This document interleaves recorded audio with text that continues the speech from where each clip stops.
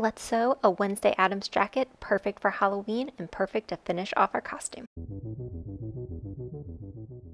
Welcome, I do sewing and DIY related content, and today we are going to be draping out the jacket for my Wednesday Addams costume. So as you can see here, I have the dress form. I'm going to be using some mock-up material, so just this black material that was actually the same that I used for the skirt. I had some left over, and we're just going to be draping it out so I get the general idea of what sort of pattern I want and how I want the jacket to look. So once I had it sort of laid out, you can see it's still a little rough looking. I'm just using this as more of a baseline for what I want the jacket itself to appear like and what size it needs to be. Once I had that done, I just went through and cut out the actual material that I'm going to be using, so the two front pieces, and then I have one piece for the back that I'm cutting out on the fold. That way when you open it up, it'll just be that one nice back panel and then two front panels. So this is what it looks like so far. For the inside, like where the lapels are, I originally would have wanted it to be the same color material, but I don't have enough. So I am just going to be using a black material just so it adds a little contrast. Now what's time to do is start working on the shoulder seams, which I've already pinned up, and then I'm going to go ahead and sew the side seams too, so that all four of those can be completed. I am going to use my serger for this, that way it's just a nice and quick seam. I don't have to worry about adding a lining, and I don't have to worry about like any of the threads coming undone. So since I had this all nice and pinned up, it was then just time to go ahead and start serging everything. So with that complete, we now have kind of like the backbone of our jacket is sort of done. So now what's time to worry about is doing the lapel. So making sure that we are getting those raw edges nice and clean, and also having it so that when the lapels kind of flop open like how a jacket would do, you see that black material and everything looks nice and clean and smooth. So I'm going to be using that same black material. I'm just going to take that through my serger so that I can make sure the edges of it are clean on the inside as well as at the bottom. That way I don't have to worry about this black getting everywhere when I'm wearing it.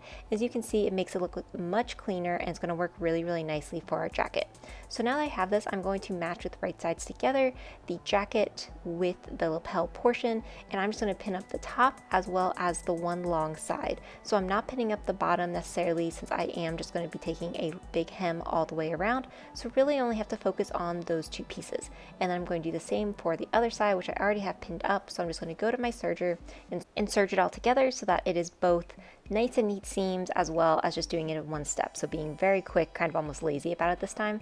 But this is what it looks like so far. I think the lapels look so nice, and having it be the black against that like black and gray looks really fun and spooky. It's perfect for Halloween. So you can see in the middle there is going to be a button, so that is how the jacket is going to be closed. And then on the sides we just need to start worrying about the sleeves, and then the bottom there will be a hem. I also do want to add some little pockets, or at least fake pockets, so it looks like it's there, but these are all just future steps to the jacket. So first what I need to do though is go through and press all of this so that it's laying nice and flat and smooth. So just using my iron to make sure that everything is laying how it should be laying. I don't have to worry about the fabric buckling. Ironing is just a really great way for it to have a much cleaner effect. Once I did that, I just went through and took a hem all the way around the bottom, as I was happy with how the jacket was fitting and I didn't need to worry about it. So with the hem done, it was time to start adding my little faux pockets. So as you can see, I just have these rectangles. I'm folding them in half, and then I'm going to actually fold them with right sides together and just take a seam on both those short edges, and that's how I'm going to finish those off. And then I am going to start laying out the fabric for the collar so I can see how much I will need. So to do this, I am just going to be pinning it onto the jacket more just to see how much fabric I'm going to need in the end. This is not how I'm going to sew it on. There are multiple different ways that you can attach a collar to a jacket. Normally you would have an under collar and then kind of like that upper collar portion. So that's actually two pieces. I'm just doing it in one piece, and this is all just because I want to make this as simple as I can as a costume, and I'm not too worried about having the collar really look exactly how a collar would. But once I had the correct size, so this is the fabric I'm going to be using, I am now going to be taking a seam along both short ends with the right sides of the fabric together. So almost folding this very similar to how you would a scrunchie, except we are sewing those two short ends. And then I'm going to be flipping this right side out, and I will pin all of that, and then we'll iron it. And then I also started working on the sleeves, so I'm just using a free pattern that I had for a hoodie actually, and they turned out to be the perfect size and measurement for my jacket. So once I had two sleeves cut out, I just sewed up both edges so that I could get that full sleeve. So this is what the sleeve's going to end up looking like in the jacket. It looks so good. I love it. So now we just need to work on the second one. So basically when you have the whole sleeve put together, you're going to match the sleeves with right sides together to your jacket, and we are just going to be pinning it all the way around. So I match where that sleeve seam is with the side seam of my jacket, And then I just work all the way around the sleeve, making sure that everything is laying flat, there's no gaping, everything looks good. I would say with this, if you start to notice that your sleeve is a lot bigger, you could definitely have added like a gathering stitch if you needed to. But for mine, somehow I really lucked out. Everything fit really, really nicely, especially since I was bringing multiple of these patterns together, as well as doing some self-drafting. Then I just took a seam all the way around my sleeve. You definitely could have originally done this with a larger stitch, so basting it all the way around just to make sure it fit, but I was able to do this all in one go. So here's what my jacket's looking like. It's looking really good. It has sleeves now. You can see that the bottom is hemmed. So what we need to worry about is the collar, as well as those two little fake pockets. And then we'll be adding a button on at the very, very end. So for the fake pockets, I just pressed these out so they would lay nice and flat. This is what it looks like. And then I am going to fold it slightly at the top so that it has a very little bit of fabric that just folds on the back. And the reason for this is that way when I take the seam, you don't see any of the raw edges at the top of the fabric, since again, I'm doing this very quickly and more just as a costume idea. Once I had all of that pressed out, I went back to my jacket and I'm going to sew the lapels in place. I'm just going to hand stitch this, as you don't really want to use a sewing machine as you might see through it. So I just very carefully sew the lapels in place. Be sure that you do not sew into your dress form. I ended up sewing into my dress form for that one lapel and had to go back and redo it.